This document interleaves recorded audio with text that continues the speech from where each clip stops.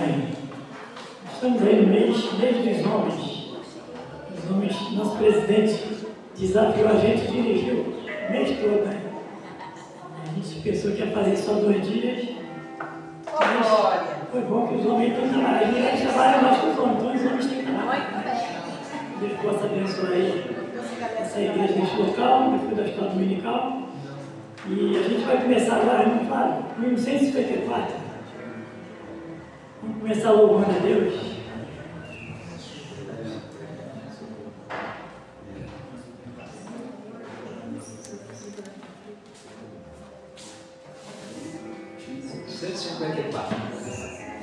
Está agora de pé? Firme nas promessas do Salvador. Amém, Senhor. Firme nas promessas do meu Salvador, cantarei louvores ao meu Criador. Fico pelos séculos do seu amor, firme nas promessas de Jesus.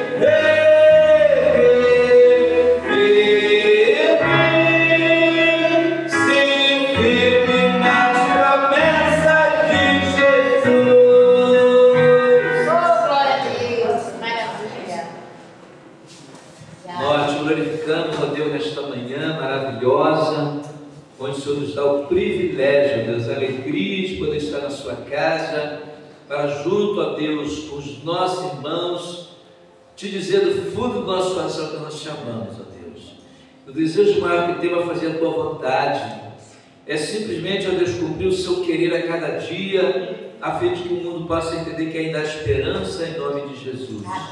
Muito obrigado por tudo que já aconteceu, pela lição que já estudamos, ó Deus, que fala sobre a sabedoria e a tolice, nos ajuda a sermos sábios, ó Deus, na condução das nossas vidas no dia a dia, para que o mundo, ó Deus, possa olhar para nós e ver, ó Deus, a imagem de Jesus. Continue falando conosco, ó Deus, através da assembleia que vamos ter, através, ó Deus, do almoço, enfim, ó Deus, tudo que vai acontecer que ainda neste dia sirva para a glorificação do seu nome. Muito obrigado por tudo, perdoa os nossos pecados e purifica os nossos corações, em nome do Senhor Jesus. Amém. Amém. Amém, irmãos? Firme na promessa de Jesus. A gente crê no termo de Jesus. Nós temos vitória. Mas vamos falar o nosso tema? Salmo 139, finalzinho do capítulo.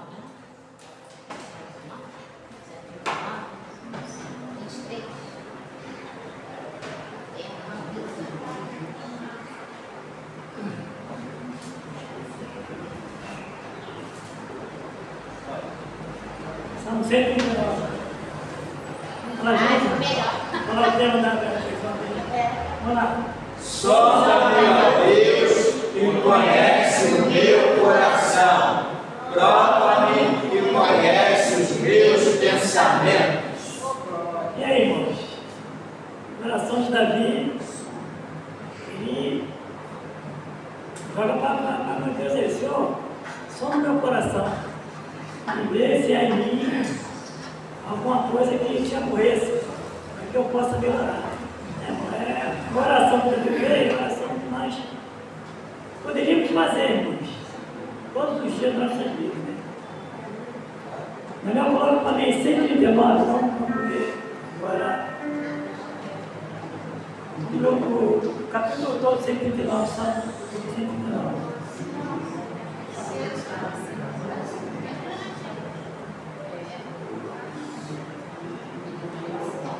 Aí a gente agora vai ver a oração completa que está aqui nesse Salmo 139. Vamos acompanhar junto aqui na tela. E daqui a pouco a equipe de louvor vai cantar o hino que foi tirado para esse som. Vamos lá? Vamos ler, vamos fazer uma leitura até o capítulo 10.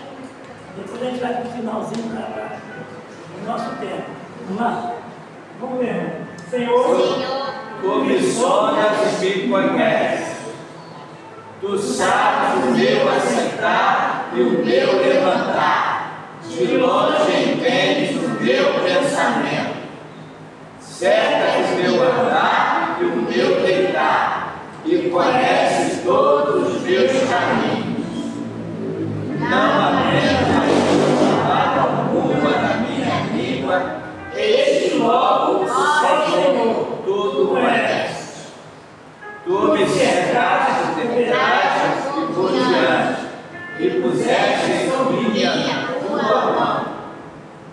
Tal conhecimento é para mim maravilhosíssimo, tão alto que não o posso atingir.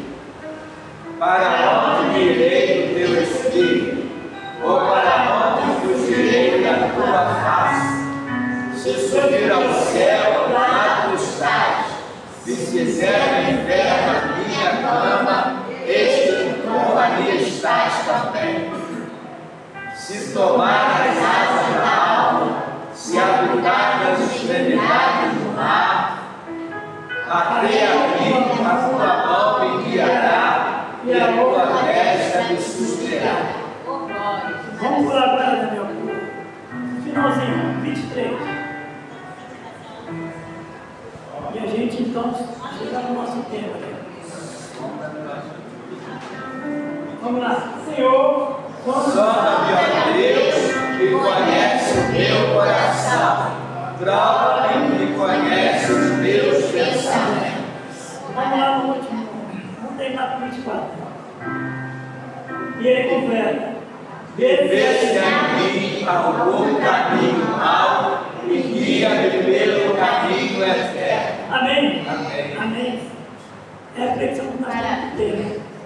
Pedir a Deus para que Deus sonda o nosso coração e ver se há alguma coisa errada que a gente possa melhorar, né? Porque nós procuramos sempre a perfeição. Né? Somos cristãos, é procurar a perfeição em Cristo. Então nossa missão é essa. A equipe de louvor agora vai cantar o hino oficial.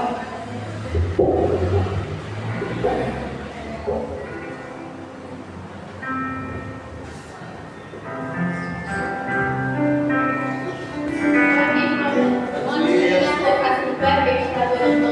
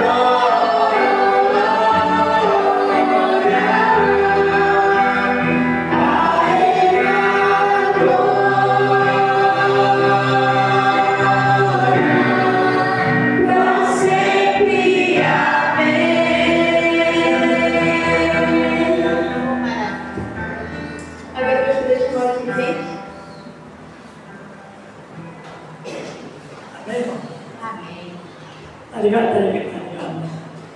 Irmão Marcos, seminarista, já foi. Nosso pregador, pastor Bruno, vai até aqui. Agora por ele. Irmão, vamos fazer essa oração que Davi fez. Só no meu Deus, conhece meu coração, né? O Salmo 139, ele foi. Várias músicas foram tiradas do 139, né? Músicas antigas aí, lá no início do capítulo.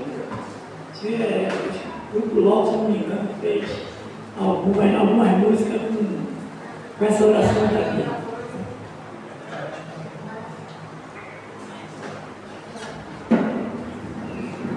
Graças a Deus, igreja. Amém.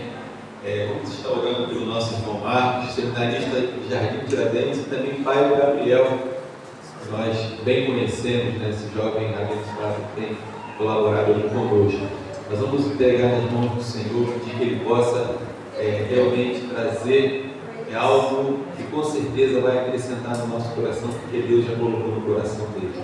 Oremos. Santo Deus e amado Pai, obrigado, Senhor, por esta manhã. Obrigado, meu Deus, pela Tua preciosa palavra, Deus, que será ministrada, trazida para nós, meu Deus, nesta manhã. Senhor, usa o Teu Filho. Meu Deus, ele possa ser um instrumento em Tuas mãos, Deus, que essa palavra, Deus, possa curar, possa, Deus, trazer renovo, Deus, força, Deus, para cada um de nós. Livra-nos do mal, Deus. Abençoe os nossos irmãos, ó Pai, que não estão aqui nessa manhã. Meu Deus, abençoe também, ó Deus, esse almoço, ó Deus, que estamos, ó Deus, preparando, ó Pai, para que haja recursos, ó Deus, para que possamos avançar com a Tua obra. Ó Deus, que tudo seja feito, ó Deus, conforme a Tua vontade e o Teu querer. A cada dia crescendo, ó Deus, aqueles, ó Deus, que amam ser salvos, ó Pai. Aqui nesta igreja, ó Pai, também Jardim Tiradentes, ó Pai, está com o novo pastor. Abençoe, ó Deus, a nossa seara. Abençoe, ó Deus, esse bairro, ó Deus, para que as nossas igrejas possam a cada dia avançar, ó Deus, e que a cada dia, ó Deus, possamos ver vidas se rendendo aos pés do Senhor. Obrigado, ó Deus, nós assim oramos em nome de Jesus. Amém.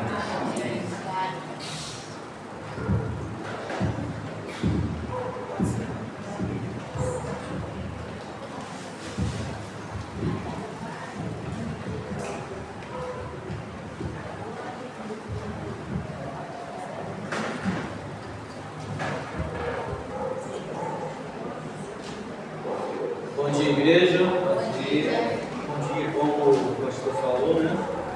Sou o pai do Gabriel, né? Gabriel completou mais um ano no dia 5, né? Chegou ao seu 20º aniversário, né? Obrigado, querido. E isso é muito bom. Ser pai é muito bom, né? Um privilégio enorme, né? Conversar temas do nosso dia a dia, né? Aprender com eles, né? Eu estou sentindo falta, assim, daquele... Tinha um projeto aqui que eu não sei, que era o Papo 10, né? E não sei se ainda continua na parada, está dando uma reestruturada, né? Vamos dizer assim. E era um projeto, né, que aconteceu algumas vezes lá em casa, né? E os irmãos continuam sendo bem-vindos lá em casa, tá? Moro ali no Pacheco. Podem ir quando reativarem o Papo 10, né? Que era aquele projeto que vocês conversavam sobre o culto, do que aconteceu no domingo, e era muito bom, porque eu aprendia com os irmãos lá em casa. Os irmãos vieram no mínimo aí 2 ou 3 vezes lá em casa, não sei se foram bem recebidos, né? Mas a gente tentou, né? Os irmãos, graças a Deus, são amigos nossos, a maioria aqui, de alguma forma a gente já convive há alguns anos com vocês, e isso é bom, né? Trago um abraço do nosso pastor Tiago, né, que assumiu a igreja no último dia 29. Hoje é a primeira ceia dele lá, né? E a gente já tinha essa missão aqui, né? Então, missão dada tem que ser cumprida, né? E a gente falou com ele, pediu a permissão dele, saímos sob a bênção dele. Ele mandou um abraço para a igreja, para o pastor. Ele não conhece ainda, mas provavelmente o propósito de Jardim Tiradentes é fazer alianças com as igrejas locais, né? A gente está com um projeto de trazer a carreta missionária, surgiu no coração dele, né? E mal ele sabe que a gente trabalha com a carreta, né? A gente gosta da carreta missionária. A gente participou de 2 projetos, as últimas 2, né? A gente deu palpite, né? Que a gente não é engenheiro, a gente é palpiteiro. Então a gente teve nas 2 fábricas, né? Sentamos na mesa e demos palpite. Porque corrigir falhas faz parte do processo. A mudança tem que acontecer. A mudança não é uma coisa ruim. Mudança, às vezes, é uma coisa boa. Então, a gente tem trabalhado, a gente esteve no sul do país, né, fazendo missões, e a visão do pastor que entrou lá é uma visão missionária. Porque não existe igreja batista que não seja missionária. Porque se a igreja não for missionária, para que a igreja serve? Como a igreja vai cumprir o ídolo de Jesus se ela não sair por campo? Então toda igreja é missionária, ela tem que ser missionária. Então esse projeto dele é bom porque a gente já visualizou alianças lá com postos de saúde, com outras igrejas, então a gente já viajou assim, trazer um projeto tão grande para São Gonçalo. Eu particularmente, eu tinha conversado com alguns amigos e levar para dentro do Salgueiro a carreta missionária. Mas como o pastor pensou em trazer para Tiradentes, eu tenho que mudar de ideia, né? O negócio tem que ser submisso ao pastor, a gente tem que fazer aliança. E é um projeto que a gente pode começar daqui para lá, ou de lá para cá, evangelizando esse meu todo. A igreja tem que sair, a igreja tem que multiplicar, a igreja tem que evangelizar. Se as pessoas vão se converter ou não compete a nós. O trabalho da igreja é pregar. O Espírito Santo vai incomodar essas pessoas e elas vão dizer sim ou não. Mas o projeto da igreja de Cristo é ser missionário. E isso nós temos que entender a cada dia. Eu não sabia que era a Semana dos Homens, né? Fui convidado e eu falei, não, vou lá sim. Tá por tudo certo. Né? O Raul, quando me convidou, eu falei, não, tá bom. Sonda-me, um tema que eu não conhecia, nunca explorei, né? E a gente começou a pensar, o que é sonda-me, segundo a Bíblia? O que é sondar? Né? O texto começa dizendo, sonda, meu Deus, né?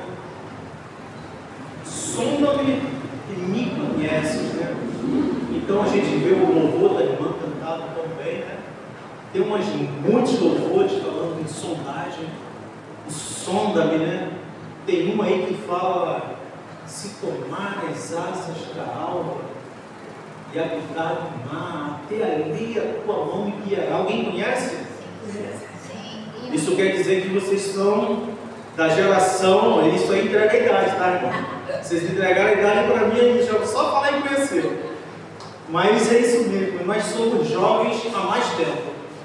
Nós continuamos sendo jovens.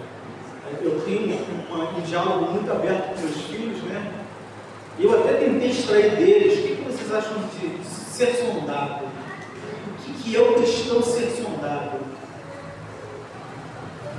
Nas escrituras originais, sondar é examinar na mais profundidade do ser humano. Me examina, Deus, vê o que o Senhor encontra em mim, vê o que o Senhor acha. Este é o examinar, né? Nas línguas originais, sonda-me, quer dizer, examine. Examine, né? Como diz lá, examine o homem a si mesmo. Mas aqui ele está pedindo para Deus examinar. E eu vou convidar vocês, já viram suas Bíblias, no próprio Salmo 139. Porque a gente observou que esse Salmo, ele traz, o Salmo 139, ele traz 3 atributos de Deus. E que atributos são esses, irmãos? Quais são os atributos que Deus tem que ninguém tem? Esses 3, né, o ser humano não tem. É isso aí mesmo, vou ver algum comentário.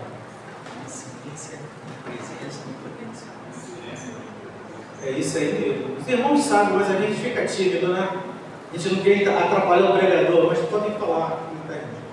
Onisciência, onipresença e onipotência. O ser humano tem algum desses? Não. Pelo menos ao meu ver não tem. Né? A onisciência de Deus é sondar. Né? Hoje a gente estava falando aqui de escola bíblica dominical e a gente citou Caim e Abel, né? A primeira vez que o homem tenta se esconder de Deus, da onisciência de Deus, foi lá no Éden. Vocês lembram disso? Quando Deus pergunta assim: Adão, aonde estás? Aí Adão diz que estava nu, se escondeu. Ele tenta se afastar da onisciência de Deus naquele momento. Mas ninguém se afasta, se esconde da onisciência de Deus, porque Deus sabia que ele estava ali. Deus sabia, porque Deus conhece tudo, a onisciência, conhecer todas as coisas. Isso só Deus faz. E esse é um tributo de Deus. E diz assim, ó.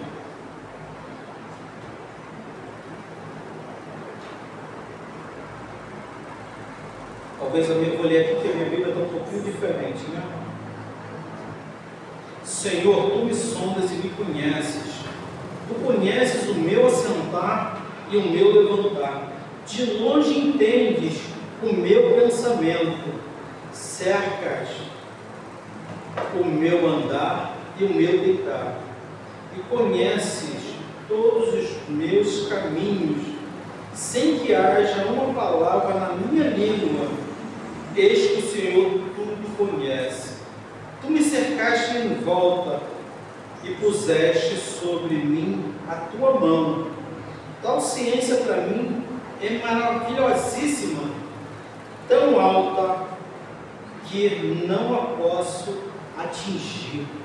Então o salmista está falando aqui, né? Provavelmente a gente entende que foi Davi que escreveu o Salmo 139, né?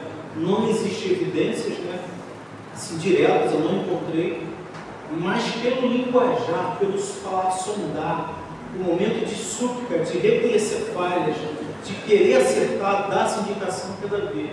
E esse mesmo Davi, irmãos, é aquele Davi que derrotou um urso, derrotou um gigante, derrotou um leão e teve falhas e fraquezas.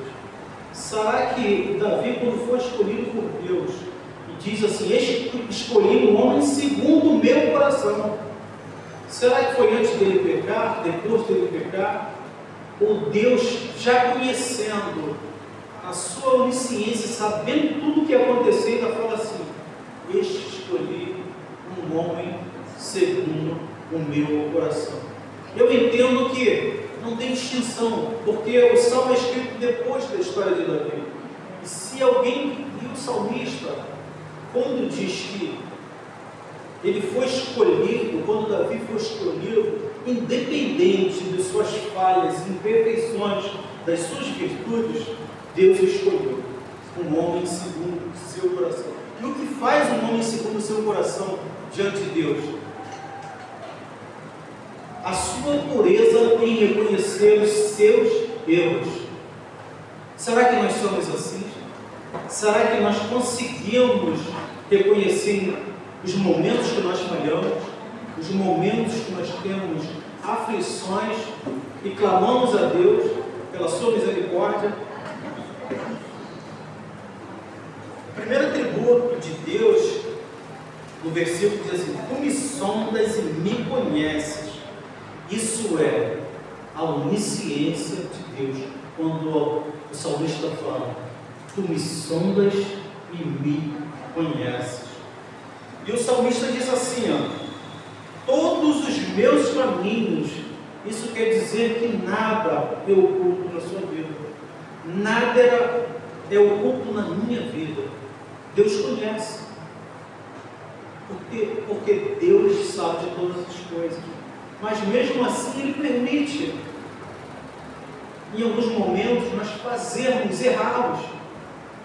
Alguém pode pensar assim: por que Deus não acaba com isso, com o sofrimento? Por que Deus não acaba com o pecado de forma direta?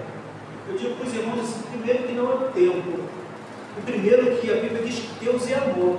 Se Ele obrigasse você a aceitar normas, talvez os anjos caídos diriam assim: olha lá, a gente tinha razão, Deus é tirano. Mas Deus não é tirano, Deus é amor. Ele dá ao homem a oportunidade de aceitar, se converter de seus maus caminhos. Então, por isso que às vezes as pessoas, por que Deus não acaba logo? Gente, Deus quer a sua servidão em amor e não em xeravia. Deus é tão bom como a gente vê falar, a gente viu os irmãos falarem isso.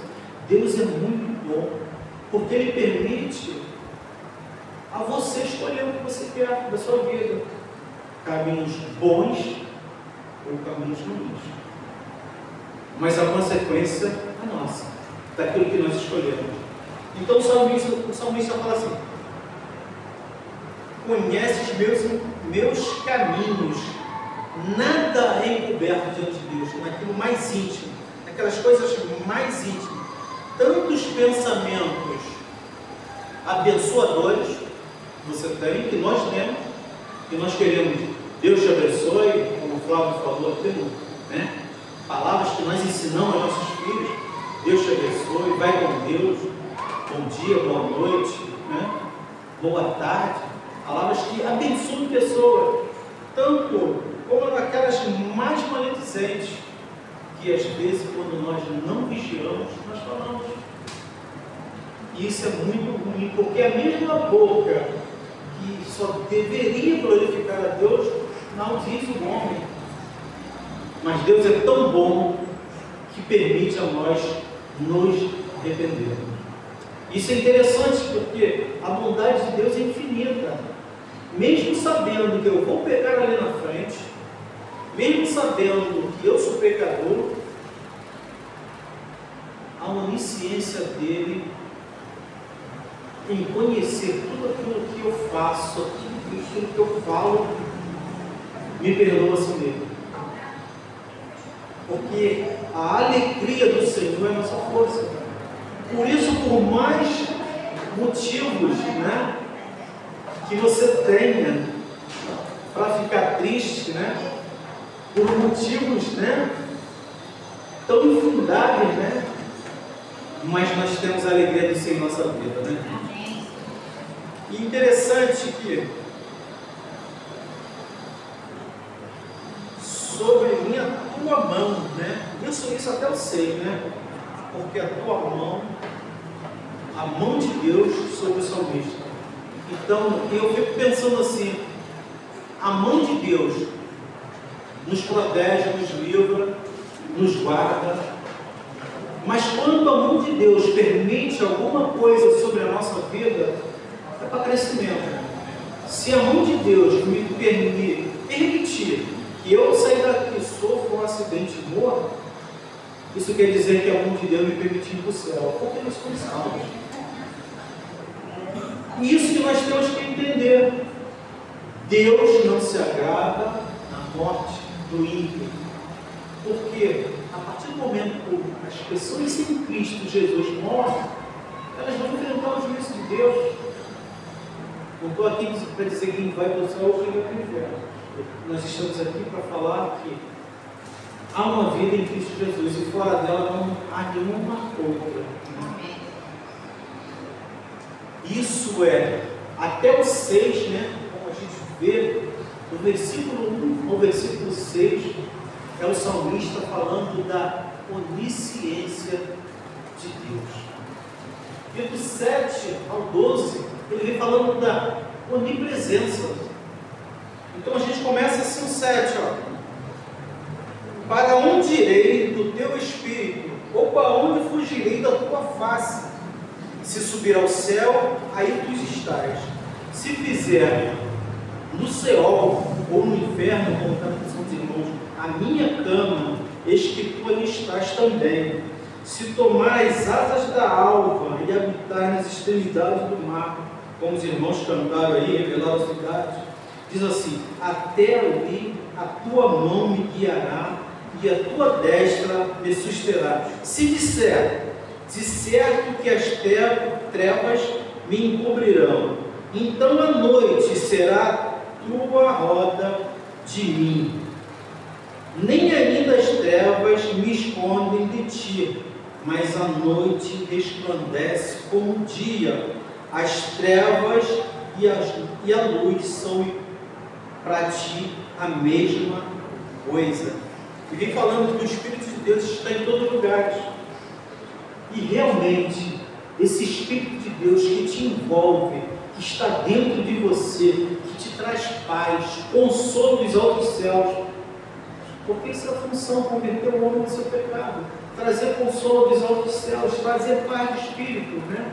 Longanimidade, um ânimo longo na sua vida, porque é isso que Deus quer. Essa é a onipresença. Aonde você for, Deus vai estar presente. Diz que se estiver lá nas trevas, se estiver em qualquer lugar que o ser humano vá, aqui fala aí, no Seol, né? Se ele fizer a cama, ou se chegar ao céu, ou chegar debaixo da terra, ou em qualquer outro lugar, a onipresença de Deus vai estar com você. E o interessante é que muitas das vezes o homem se sente sozinho. Talvez você nunca tenha se sentido, mas esses são momentos de tristeza, de tribulações que assolam o homem. Isso são angústias, né? Em momentos que nós temos em nossa vida como ser humano, né? Nós costumamos jogar tudo na natureza humana, o que não é real. São coisas que nós mesmos provocamos em nossa vida. Tem resultado de tristeza que nós buscamos. Mas aí a Bíblia diz assim, ó, independente de onde você esteja, a minha presença vai estar lá. E essa presença me basta, essa graça imerecida, esse favor de Deus dos altos céus me basta. Porque é a presença, a tua presença, onipresença de Deus. Então o salmista, do primeiro, ele vem destrinchando assim, e a gente vê que ele fala da onisciência, depois fala da onipresença. Porque quando ele fala assim,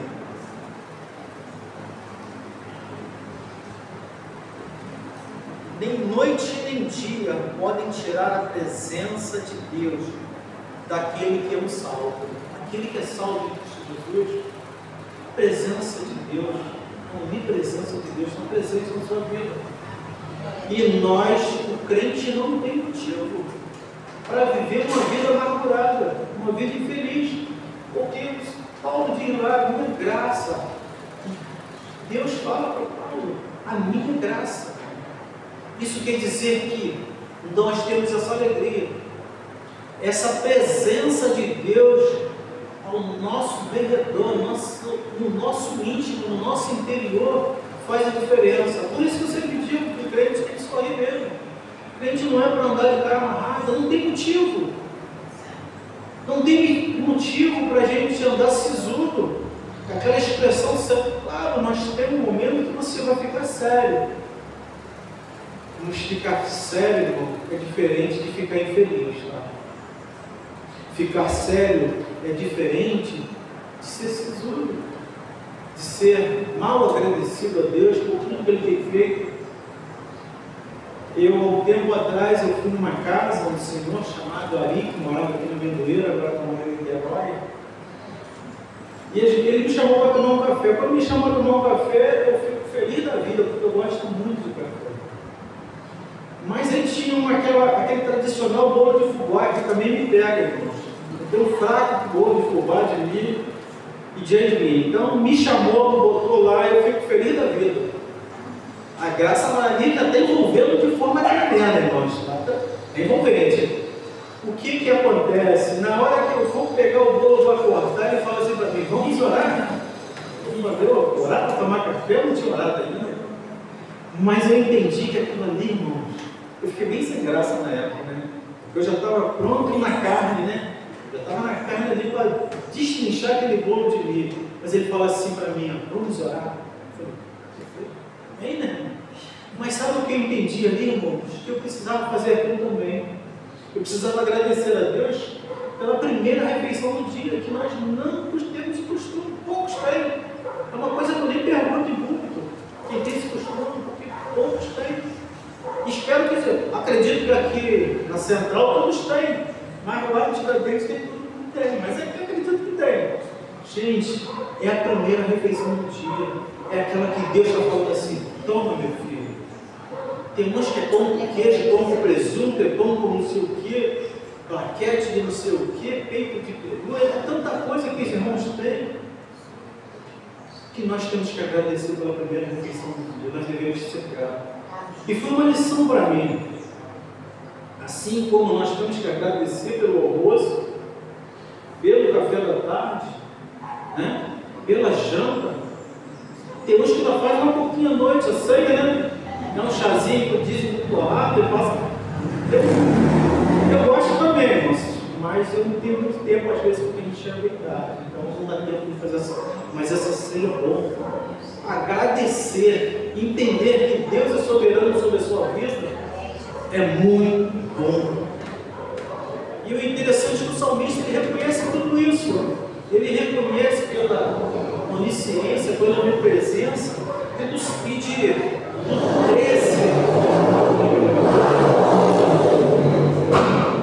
13 ao 18, ele fala da onipotência de Deus. E diz assim, ó, do 13 ao 18, pode botar ali, mas um pouquinho diferente. Diz assim: pois possuíste o meu interior, entreteste-me no ventre da minha mãe. Isso quer dizer que Deus estava na formação do salmista, ele já entendia. Ele diz que entendeu, claro, depois que ele nasceu, ele entendeu que no ventre ele foi gerado. Quando fala teceste, é formar-se. É Deus tecendo, Deus montando o ser humano. Imagina, detalhe por detalhe, né? Eu ouvi dizer, estava lendo recentemente, que o homem tem bilhões de células. Aí eu li no outro artigo que o outro cientista disse que era trilhões de células formando o corpo humano. Porque é uma coisa que não tem como contar. O salmista lá diz lá como contar as areias, né? Mais à frente. Porque nós não temos como definir o que nós temos. É muito detalhe.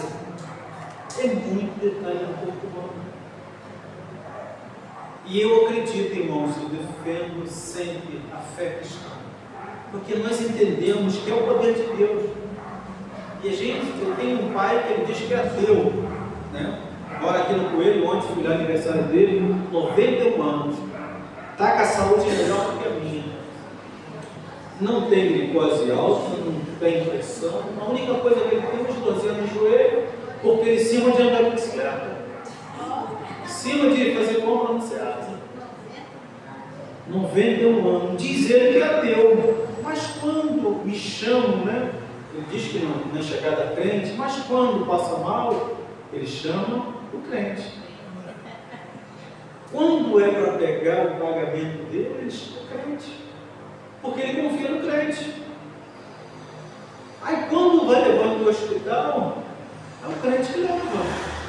Eu falo assim, o senhor é ateu, mas e aí? Não tem cara, o senhor não tem cara de ateu, o senhor não age como ateu. Porque quando está sentindo dor, fala assim, ai meu Deus. Aí eu falei assim, dias da levei do hospital, trouxe e falei assim, posso orar? O senhor não pode. Aí depois ele veio falar que reconhece que a oração ajudou ele. Ele voltou. Minha oração é Deus. É o que eu falo para ele. E a gente tem uma intimidade assim muito boa, né? A gente, no meu ministério, quando eu entrei no seminário, o meu propósito sempre foi evangelizar primeiro a minha família. Orar pelos que estão afastados, irmãos. É assim, porque é muito difícil você ver um parente indo para o inferno, caminhando para ele. Então nós, que conhecemos o poder de Deus, nós temos que orar sempre por eles. Nós temos que estar sempre com eles. Nós temos que zelar por eles e testemunhar aquilo que você vive. Esse às vezes é o mais difícil, porque nós somos humanos. Então quando alguém fala para mim que é ateu, ele já está defendendo uma tese que existe um Deus. Ele está defendendo uma coisa que ele diz que não acredita. Pode o homem defender aquilo que não acredita? Então às vezes a gente tem que entender o que Deus quer para nós, né? E ele fala assim mais à frente,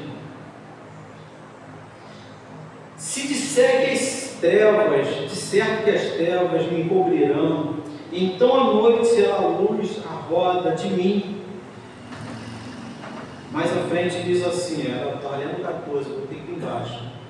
Os meus ossos não te foram encobertos, quando no oculto fui formado e entecido, como nas profundezas da terra. É Deus montando o homem, tecido, osso, célula, inteligência, né? O que é mais importante, o ser racional. Ele cria um ser racional para dominar sobre todos os seres. O racional aqui é na forma de culto, um culto racional, como a Bíblia diz, uma coisa que nós entendemos o que estamos fazendo. Vocês entendem que são crentes? Porque Deus colocou isso no coração de vocês, e todo o culto de vocês é um culto racional. Ninguém deve vir para a igreja porque tem um carro, ou porque tem uma direção, ou porque tem uma obrigação. O seu foco, sempre em primeiro lugar, deve ser cultuar a Deus de forma racional, de forma que você entenda o que você está fazendo. E mais assim, irmão, já estamos caminhando, tá, irmão? Estamos quase no fim, mas ainda não é o fim. O fim só termina quando Jesus voltar. Termina o fim nessa terra e o começo no céu. Glória a Deus. E a gente, às vezes eu me sinto como criança, porque eu viajo pensando como é o céu. E eu fico pensando a fonte que não para de jorrar, uma luz que brilha do próprio Deus, com luz de olho, eu não sei. Eu sinto que eu vou encontrar muita gente que partiu pregando esse evangelho. E mais à frente diz assim: quão preciosos são para mim, ó Deus, os teus pensamentos, quão grande a soma deles. Se eu contasse, seria em maior número do que a areia. Quando acordo, ainda estou contigo. Então, quando nós dormimos e acordamos, é Deus conosco, como o salmista fala. E se nós dormirmos e não acordarmos nessa terra, Deus ainda vai estar conosco. Porque eu fico pensando, é fechar os olhos na terra e abrir os olhos no céu. Imagine você deitado e aquela mão, né? Aquela mão te levantando. Deve ser algo tremendo, irmãos. E mais à frente aqui, como diz o tema, né? Eu nem falei o tema aqui, que é sonda, meu Deus, né? Pulei, perdoem os irmãos, né? Diz assim, no 23: sonda-me, ó Deus, e conhece o meu coração, prova-me e conhece os meus pensamentos, e vê se há em mim algum caminho mau, e guia-me pelo caminho eterno. Quando fala em possuir, né, 18 lá, né, 13 a 18, fala da onipotência. Todo poder é dado a Ele. Só Ele tem. Ninguém mais pode salvar o homem do que o próprio Deus. E isso que nós vivemos, é isso que nós entendemos. É por isso que nós somos, você, né? Nós, quando eu falo nós, igreja, pregadores do Evangelho, testemunhas de Cristo, missionários, por entendermos que assim como o Evangelho alcançou a mim aqui no Brasil, né, através de um casal de americano, nós devemos pregar. E a pergunta que eu deixo para fechar aqui, né? A pergunta que eu deixo para os irmãos é: o Salmo 1, ele começa assim: ó Senhor, Tu me sondaste. Isso que é Deus examinando o homem. Deus examinando o homem.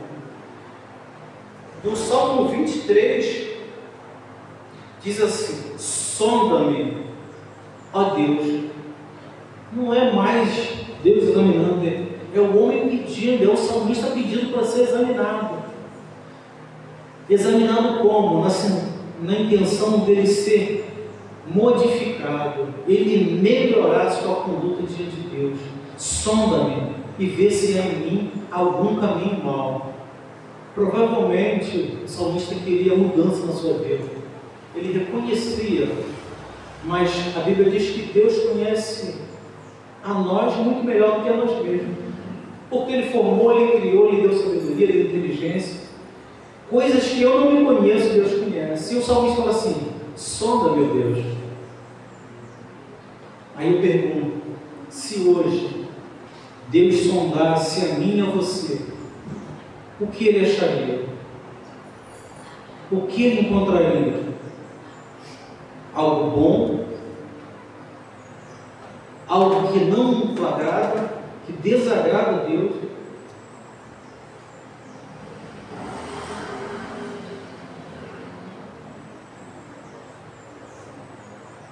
O que Deus acharia no meu coração? Palavras abençoadoras, palavras que abençoam pessoas, palavras maledicentes. Será que Deus encontraria em nós um coração puro para servi-lo com a nossa vida, com as nossas finanças? Ou encontraria reclamações daquilo que não fazemos, mas que outras pessoas fazem e nós achamos que não está bom? O que nós acharíamos dentro de nós? Eu não sei o que acharia em você, mas eu sei o que acharia em mim. E às vezes o que Deus acha em mim precisa ser modificado, porque nós somos falhos e imperfeitos, mas isso não vai ser desculpa. A Bíblia diz que Deus pede conta do que passou. Então que nós, servos, possamos melhorar a cada dia. Nós precisamos de transformação, porque a santidade, a modificação é um processo que vai até o final de nossas vidas. Amém? Amém. Nós estamos devolvendo um louvorzinho, não sei se é direto ao mensageiro, se é o pastor.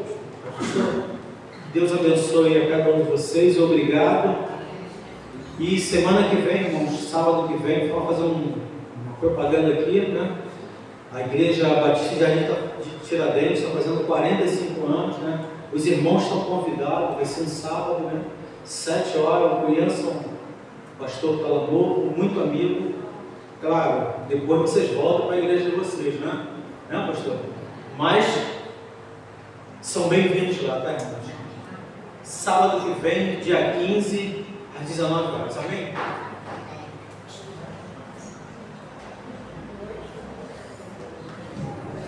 Obrigado, meu irmão Marcos, por essa palavra, né, maravilhosa trazida aos nossos corações. E agora, meus irmãos, a gente vai estar rapidamente fazendo uma assembleia para decidir para resolver algumas questões, né, que precisam ser resolvidas.